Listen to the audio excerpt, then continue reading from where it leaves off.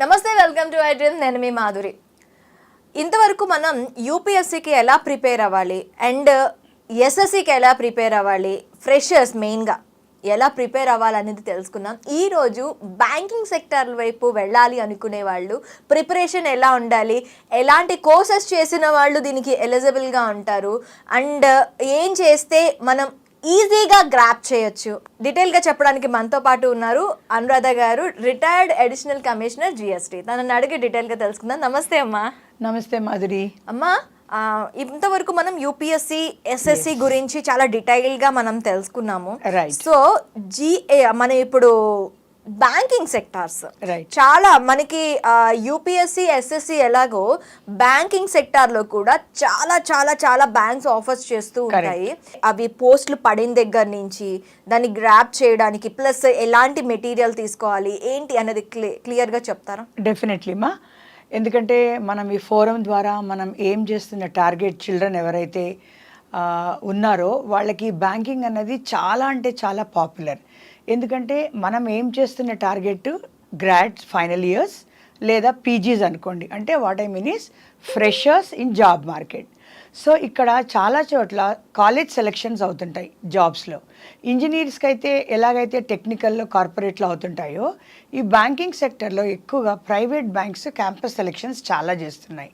వాటిల్లో మన ICICI bank అయితేనేమి, ఎస్ బ్యాంక్ అయితేనేమి, యాక్సిస్ బ్యాంక్ అయితేనేమి. సో బ్యాంకింగ్ సెక్టర్లో ఎంట్రీ అనేది చాలా పాపులర్గా ఉంది. ప్రైవేట్ బ్యాంక్స్కి, ఈవెన్ ఫారిన్ బ్యాంక్స్కి అర్బన్ గ్రాడ్స్ ఆఫన్గా ఎక్కువ ప్రిఫరెన్స్ చూపించి వెళ్తుంటారు. వాళ్ళకి నేను వాళ్ళకనే కాదు, వాళ్ళు కాకుండా మన 2 టైర్ 3 టైర్ సిటీలో ఉన్న చిల్డ్రన్కి safe option instead of a private bank. ఎందుకంటే బ్యాంకింగ్ అన్నది చాలా తర్వాత టార్గెట్ ఓరియంటెడ్ అయ్యి చాలా accounting and very competitive sector అవుతుంది. నేను చాలామంది క్యాంపస్ సెలెక్షన్లో అయిన పిల్లలతో కూడా మాట్లాడడం జరుగుతూ ఉంటుంది డే టు డే లైఫ్లో. But what we feel is ఈ ప్రైవేట్ సెక్టర్ బ్యాంక్స్ అని కాకుండా పబ్లిక్ సెక్టర్ బ్యాంక్స్లో అయితే కొంచెం యాజ్ యూజువల్ మనం ఎప్పుడు అనుకున్నట్టుగానే గవర్నమెంట్ సెక్టర్లో జాబ్ సేఫ్టీ అయితేనేంటి, సెక్యూరిటీ అయితేనేంటి, కాస్త సేఫ్ టైం బౌండ్ ప్రమోషన్స్ ఏంటి, స్కేల్స్ ఏంటి, పే స్కేల్స్, ఇవన్నీ కూడా మనము ఉంటాయన్న ఉద్దేశంతో ఈ యొక్క టాపిక్ చేద్దామని మనం ఈరోజు అనుకుంటున్నాము. ఎందుకంటే యూపీఎస్సీ స్టాఫ్ సెలెక్షన్ తర్వాత ఇది one of the most popular career options among the youth. Okay, yeah. So Madhuri, to begin with banking సెక్టర్లో అంతా కూడా institute of banking and personal service అని, అంటే ఐబీపీఎస్ అని ఒక నోడల్ ఏజెన్సీ రిక్రూట్ చేస్తుంది. IBPS okay. వీళ్ళు కూడా ఎవ్రీ ఇయర్ క్యాలెండర్ ఇచ్చేస్తారు. యూపీఎస్సీ లాగా ఎస్ఎస్సీ లాగా బిగినింగ్ ఆఫ్ ద ఇయర్లో మార్చి లోపల ఏ ఎగ్జామ్స్ నోటిఫికేషన్ ఎప్పుడు వస్తుంది, ఎప్పుడు అప్లై చేసుకోవాలి, ఎప్పుడు ప్రిలిమినరీ ఉంటుంది, ఎప్పుడు మెయిన్ ఉంటుంది, క్లర్క్స్కి ఎలాగా, ఆఫీసర్స్కి ఎలాగా అన్నది ఒక రిక్రూట్మెంట్ షెడ్యూల్ వచ్చేస్తుంది. ఓకే. సో ఐబీపీఎస్ ద్వారా 2 రకాలుగా మనం అర్థం చేసుకోవాలి. ఒకటేంటంటే ఆర్ఆర్బి అంటారు, అంటే రీజనల్ రూరల్ బ్యాంక్స్, అంటే అవి గ్రామీణ బ్యాంక్స్ అన్నమాట. ఇది వరకు గ్రామీణ బ్యాంకులు అనేవారు, అది చాలా ప్రైవేట్గా, అంటే ప్రైవేట్గా కాదు సెపరేట్గా అవి రిక్రూట్మెంట్ అవి చాలా old issue, anyway it's irrelevant now. ఇప్పుడు అవి కూడా ఆర్ఆర్బీస్ కూడా త్రూ ఐబీపీఎస్ఏ రిక్రూట్ అవుతున్నాయి. ఫర్ ఎగ్జాంపుల్, ఇప్పుడు లేటెస్ట్గా మొన్న జూన్లో ఆర్ఆర్బీది clerical notification nearly 9,000 and above వాటికి వచ్చింది. ఓకేనా? సో ఈ ఆర్ఆర్బీస్ అంటే ఏంటంటే స్టేట్ వైడ్ అలాట్మెంట్ అవుతాయి. ఎగ్జామ్ పాన్ ఇండియా అవుతుంది, కానీ ఏ స్టేట్కి ఆ స్టేట్ నోటిఫై చేస్తారు వేకెన్సీస్, ఆ స్టేట్లో అలాట్ అవుతాయి. సో కమింగ్ టు మన ఆంధ్రాలో 3 గ్రామీణ బ్యాంక్స్ ఉన్నాయి, తెలంగాణలో కూడా 2 ఉన్నాయి. Just for knowledge sake of children, మనకు అది అవసరం లేకపోయినా కూడా ఆంధ్రాలో ఏంటంటే ఆంధ్ర ప్రగతి గ్రామీణ బ్యాంకు, చైతన్య గోదావరి గ్రామీణ బ్యాంకు, సప్తగిరి గ్రామీణ బ్యాంకు. తెలంగాణలో ఏంటంటే ఆంధ్ర గ్రామీణ వికాస బ్యాంకు, తెలంగాణ గ్రామీణ బ్యాంక్ అన్నమాట. వీటి బ్రాంచెస్ త్రూఅవుట్ ద స్టేట్ ఉంటాయి. సో ఇప్పుడు మనం ఫస్ట్ మాట్లాడుకునేది ఐబీపీఎస్ అనేది ఈ ఆర్ఆర్బీస్కి ఇచ్చిన నోటిఫికేషన్ ద్వారా ఈ మన ఆంధ్రాలోని 3 అయితేనేమి, తెలంగాణలో 2 అయితేనేమి నోటిఫికేషన్ ద్వారా ఆల్మోస్ట్ ఎంతమందిని టార్గెట్ చేస్తున్నారన్నది నోటిఫికేషన్లో డీటెయిల్స్ ఉంటాయి. జస్ట్ మొన్న 1 or 2 days బ్యాక్ వచ్చింది. నోటిఫికేషన్లో వివరాలకు వెళ్ళట్లేదు నేను. లాస్ట్ ఇయర్ అయితే ఈ నోటిఫికేషన్ ద్వారా దాదాపు 200 మందిని సెలెక్ట్ చేశారు మన 2 స్టేట్స్లో. ఇప్పుడు కూడా నేను అనుకుంటాను దాదాపు 150 పోస్టులు ఉన్నాయమ్మా క్లరికల్ లెవెల్లో. Okay, so coming to RRBs, IBPS, clerical and officer level కూడా ఆర్ఆర్బీకి రిక్రూట్ చేస్తుంది. ఆర్ఆర్బీస్లో అంటే గ్రామీణ బ్యాంక్లో ఆఫీసర్ అనే పోస్టులు 3 రకాలుగా ఉంటాయి. 1 అని అంటే అసిస్టెంట్ మేనేజర్ అని, తర్వాత మేనేజర్ అని, తర్వాత గ్రేడ్ 3 అని అంటే స్పెషలిస్ట్ ఆఫీసర్లు కూడా ఉంటారన్నమాట.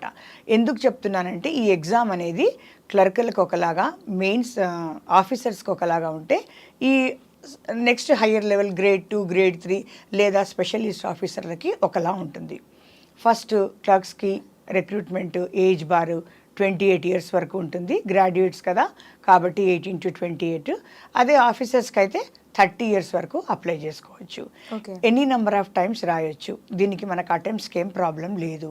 ఓకే, తర్వాత రిజర్వేషన్స్కి ఏజ్ అనేది like any recruitment of government extension ఉంటుంది. 35 years ఓబీసీస్కి, 38 అంటే +5 అన్నమాట. 28 + 5 అయితే 33, 28 + 3 అయితే 31. అలా ఓబీసీస్కి, ఎస్సీ ఎస్టీస్కి అలా డిఫరెంట్ కేటగిరీ వాళ్ళకి వాళ్ళ అప్పర్ లిమిట్స్ ఎక్స్టెండ్ అవ్వబడతాయి. ఓకే, తర్వాత ఈ ఎగ్జామ్స్ అన్నీ కూడా యాజ్ యూజువల్ మల్టిపుల్ చాయిస్ మాత్రమే, ఎంసీక్యూస్ మాత్రమే. సో దీనిలో కూడా ప్రిలిమినరీ, మెయిన్స్ అని ఉంటాయి క్లర్క్ అయినా తర్వాత ఆఫీసర్కైనా.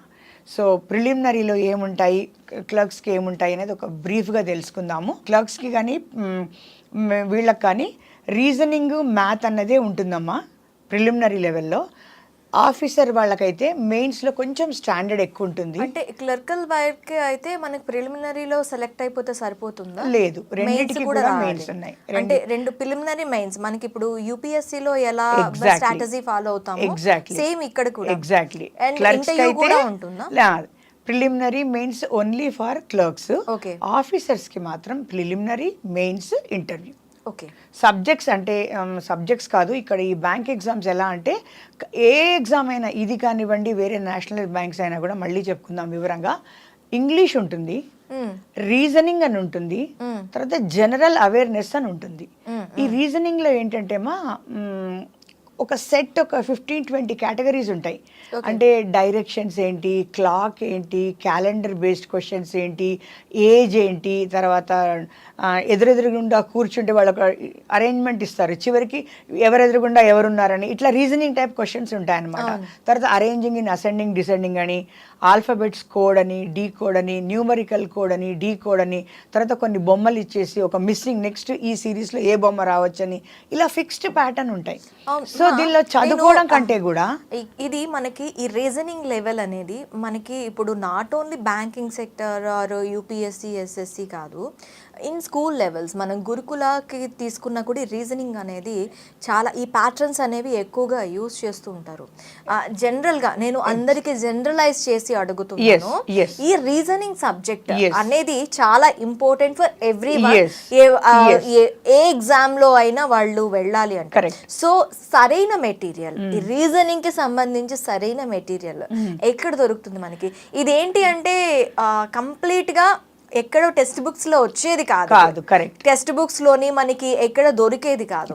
యాజ్ ఏ జనరల్ నాలెడ్జ్ ఎలా ఉండాలో రీజనింగ్ నాలెడ్జ్ కూడా సేమ్ యాజ్ ప్యాటర్న్ అలానే ఉండాలి.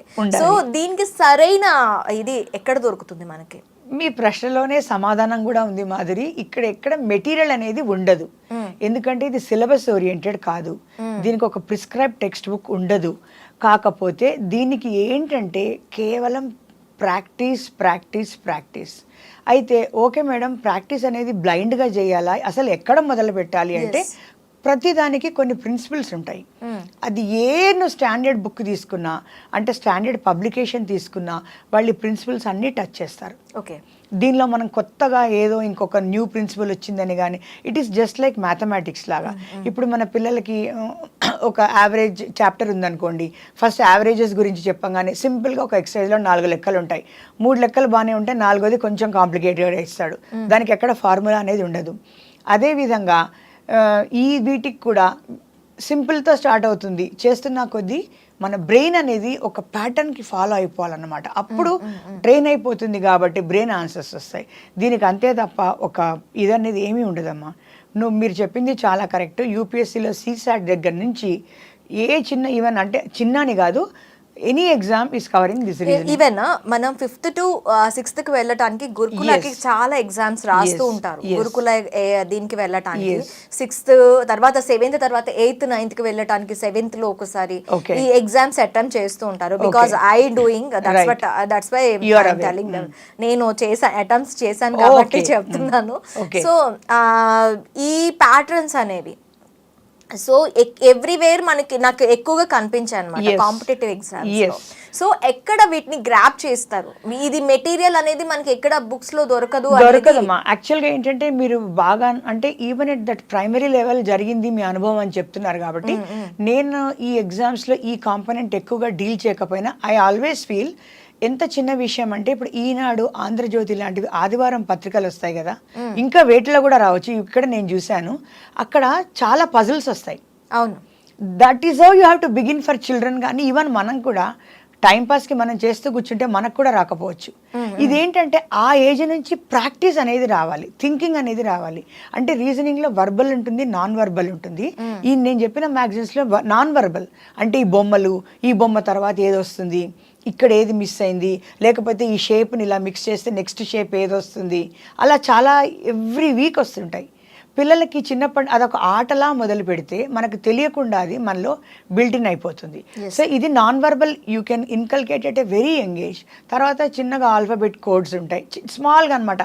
ఏబిసిడి సీక్వెన్స్లో ఆడ్ నంబర్స్ అంటే ఏ తర్వాత సి తర్వాత డి, ఈ మిస్సింగ్, అలా కొన్ని ర్యాండమ్గా నేర్చుకోవచ్చు. 2 ఈవెన్ అనుకోండి, B is even, 4 is even, D is even, తర్వాత ఎఫ్ ఈజ్ ఈవెన్, అట్లా 2, 4, 6 అట్లా ఎన్నో రకాలుగా ఉంటాయి, మిక్స్ అండ్ మ్యాచ్ లాగా. తర్వాత ఈ మ్యాథమెటిక్స్లో మనకి కొంచెం హై స్కూల్కి వెళ్ళిన తర్వాత కొంత అర్థమెటిక్ లాగా వస్తాయి కదా, దాని బేస్డ్ కూడా ఉంటాయి. ఇప్పుడు ఏజ్ అన్నాను కదా నేను, ఏజ్ అనేది ఆల్జిబ్రిక్ ఈక్వేషన్ ద్వారా సాల్వ్ చేస్తారు. సో అక్కడ వాళ్ళకి అలా ఐడియాస్ వస్తాయి. తర్వాత మిగతాది ఇప్పుడు డైరెక్షన్స్ అయితేనేమి, తర్వాత బ్లడ్ రిలేషన్స్ అనేవి కూడా మనం చాలా చోట్ల మనము మామూలుగా మాట్లాడుతున్నప్పుడు కూడా వీడికి వీళ్ళైతే వాళ్ళకి వీళ్ళైతే వీరికి వారు ఏమవుతారు అట్లా మనం పొడుపు కథలా అడుగుతున్నా కూడా వాళ్ళకి కాస్త అలవాటు అవుతుంది. ఎందుకంటే ఈ మధ్య అందరూ కామన్గా మగవాళ్ళందరూ అంకుల్స్, ఆడవాళ్ళందరూ ఆంటీలు అయిపోయారు కదా. సో బంధాలు, బంధుత్వాలు అనే పదాలు కాస్త ఫెమిలియర్ లేవు. సో ఇవన్నీ కూడా చాలా చిన్న విషయాలు. It can be inculcated in daily life at a very young age. అది మిస్ అయితే మాత్రం you only have to follow certain any standard book మాదిరి. దీనికి ఫిక్స్డ్ ఒక పబ్లికేషన్ అని I cannot, rather I do not want to take a name. Then you go on practising, that's all. Practice is the only answer. Because అక్కడ ఏంటంటే అది చూడంగానే oh this will have to follow this అనేది ఒక మనకి వెలగాలి మైండ్లో. అంతే తప్ప మనం ఇంట్లో కూర్చొని ఇది ఈ జనరల్ స్టడీస్ లాగా ప్రిపేర్ అయ్యేది ఏమీ ఉండదు. So reasoning is becoming very very very vastly applied in many exams. So it is a very vital point. దానికి ఇంకా స్ట్రక్చర్డ్ మెటీరియల్ వస్తుందేమో రానున్న రోజుల్లో నాకు తెలియదు. బట్ ప్రస్తుతం అయితే it's only practice. And luckily ఒక 10 to 15 వెరైటీసే ఉంటాయమ్మా. దెర్ ఈజ్ నథింగ్ లైక్ ఇంకా కొత్తవేం అడుగుతారు అని ఏమి ఉండదు. దాంట్లోనే పర్మిటేషన్స్, కాంబినేషన్స్. సో అది ఎగ్జామ్స్ రాసిన వాళ్ళకి మనం ఎప్పుడైనా ప్రిపరేషన్ గురించి సబ్జెక్ట్ వైజ్ వెళ్తే ఇంకాస్త డీప్ వెళ్ళొచ్చేమో. So coming back to our RRB selection. So clerical లెవెల్లో మనకి ఓన్లీ రీజనింగ్, మ్యాథ్ ఉంటాయి. మెయిన్స్కి వచ్చేటప్పటికి మళ్ళీ సేమ్ ఇదే రీజనింగ్, అప్పుడు ఇంగ్లీష్ వస్తుంది, మ్యాథ్ వస్తుంది, తర్వాత కాస్త జనరల్ అవేర్నెస్ వస్తుంది. జనరల్ అవేర్నెస్ అంటే ఈ బ్యాంక్ ఎగ్జామ్స్కి 2 థింగ్స్. ఇక్కడ మనం మామూలుగా న్యూస్ పేపర్లో కూడా చదివేటప్పుడు కొంత ఫైనాన్షియల్ యాంగిల్లో చదవాలి. అంటే మామూలుగా కాన్స్టిట్యూషన్లో ఏంటి, హిస్టరీలో ఏంటి, జాగ్రఫీలో ఏంటి అని కాకుండా ఎకనామీలో ఏమవుతుంది, ఇన్ఫ్లేషన్ రేట్ ఏంటి, గ్రాస్ జీడిపి ఏంటి, జిఎస్టీ ఏంటి, ఇన్కమ్ ట్యాక్స్ పరంగా ఏంటి, అంటే ఎకానమీకి సంబంధించి అన్నమాట. Mostly it is about banking rates గురించి, ఇంట్రెస్ట్ రేట్స్ గురించి, different schemes in rural banking గురించి. సో జనరల్ నాలెడ్జ్ అనేది more about financial and banking గురించి మనము రెస్ట్రిక్ట్ అయితే సరిపోతుంది. సో ఈ విధంగా ఈ మెయిన్స్ అనేది ఉంటుంది ఆర్ఆర్బీలో ఆఫీసర్ పోస్టులకి. దీనిలో వాళ్ళు సెలెక్ట్ అయిన తర్వాత ఇంటర్వ్యూకి పిలుస్తారు. That is the end of the selection process. So only prelims and main for clerical post, prelims, main and interview for the officer post. And when it comes to your specialist officer పోస్టులు, specialist officer can be any one మా, like IT, లేకపోతే chartered accountants, లేకపోతే law, లేకపోతే agriculture. So depending on what vacancies come, ఎప్పుడు ఎవరికి వాళ్ళు notify చేస్తారో వాళ్ళకి ఆ సబ్జెక్ట్లో మళ్ళీ టెస్ట్ చేయబడుతుంది అనమాట. So this is the broad picture of RRBs.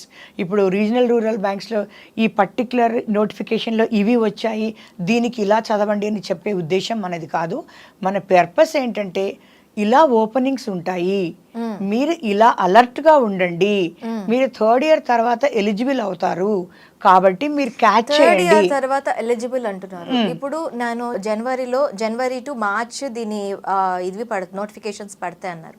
ఇప్పుడు నేను ఫైనల్ ఇయర్ ఎగ్జామ్ మార్చ్ లో రాస్తున్నాను. Am I eligible for this? Yeah, 2 things. నేను జనవరి నుంచి మార్చ్ మధ్యలో నోటిఫికేషన్ పడుతుంది అనలేదు. ఆ ఇయర్ కి సంబంధించిన క్యాలెండర్ రిలీజ్ అవుతుంది. Okay, number 1. ఫర్ ఎగ్జాంపుల్ ఇప్పుడు నోటిఫికేషన్ ఆర్ఆర్బీది జూన్లో వచ్చింది, వాళ్ళు జనవరిలోనో మార్చిలోనో ఎప్పుడో చెప్పుంటారు మాది జూన్లో రాబోతోంది అని, అంతే. సో నోటిఫికేషన్స్ అనేవి జూన్లో రావచ్చు, సెప్టెంబర్లో రావచ్చు, ఇట్ డిపెండ్స్. సెకండ్ థింగ్, మీరు అడిగిన ప్రశ్నకి ఏంటంటే కొన్ని నోటిఫికేషన్స్లో అమ్మా a candidate who would have written final year, but ఆ ప్రాసెస్ ఆఫ్ సెలెక్షన్ కంప్లీట్ అవుతుంది కదా, ఇంటర్వ్యూ అయ్యేటప్పటికి వీళ్ళ డిగ్రీ అయిపోవాలి, అట్లా అయితే వాళ్ళు అర్హులు అని చెప్తారు. ఓకే, అంటే ఇప్పుడు జూన్లో నోటిఫికేషన్ వచ్చి అక్టోబర్లో ప్రిలిమ్స్ అయ్యి, మళ్ళీ జనవరిలో మెయిన్స్ అయ్యి, మళ్ళీ వాళ్ళకి ఇంటర్వ్యూ నెక్స్ట్ 2025లో ఇంటర్వ్యూ ఏప్రిల్ మేలో అయ్యి, రిజల్ట్స్ వచ్చేటప్పటికి జూన్ జూలై అయింది అనుకోండి, అప్పటికి వాళ్ళ డిగ్రీ రిజల్ట్స్ వచ్చేస్తే వాళ్ళు ఎలిజిబుల్ అవుతారు. ఓకే. కానీ కొందరు ఏం చేస్తారంటే కొన్ని జాబ్స్లో only the candidates with degree completed are eligible అని ఇస్తారు. So it depends on notification to notification. We need to be little clear about what the notification is expecting from us. Okay. So ఐబీపీఎస్లో first ఆర్ఆర్బీస్ది కొంచెం తెలుసుకున్నాం మనము. So specialist officer ఉంటారు, scale 2 officer అని ఉంటారు, స్కేల్ 1 అంటే అసిస్టెంట్ మేనేజర్ అని కూడా ఉంటారు. ఓకే. ఓకే అమ్మా, thank you very much. Thank you Madhuri.